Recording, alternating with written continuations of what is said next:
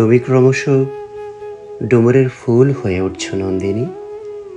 আমি ভুলে যাচ্ছি তোমার চুলের দৈর্ঘ্য, এই সইতে তোমার করতলের উষ্ণতা, এমনকি তোমার হাসির যে ঝর্ণাটা অনবরত বয়ে যেত আমার শ্রুতির শ্রবণেন্দ্রিয় ঘিরে, ক্রমেই তা অশ্রুত হয়ে উঠছে, মিলিয়ে যাচ্ছে ধীরে ধীরে দিগন্তেরও পারে। তুমি কি বিবরে বেঁধেছ বাসা নন্দিনী?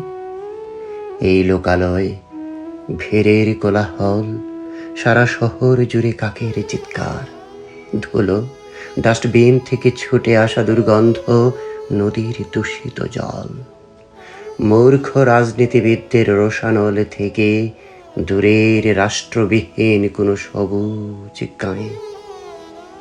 ফিরে এসো নন্দিনী, তোমাকে দেখতে না পেয়ে পেয়ে আমিও জাড্যতার গতিময়তার কাছে বন্দী হয়ে পড়ছি। ভুলে যাচ্ছি কি করে গাইতে হয় গান, লিখতে হয় কবিতা, কি করে রুখে দাঁড়াতে হয় রাজপথে অন্যায়ের বিরুদ্ধে। আমি চাই তুমি অপেক্ষার দরজায় এসে টোকা দাও, বাইরে থেকে বলো, দরজা খোলো, আমি নন্দিনী।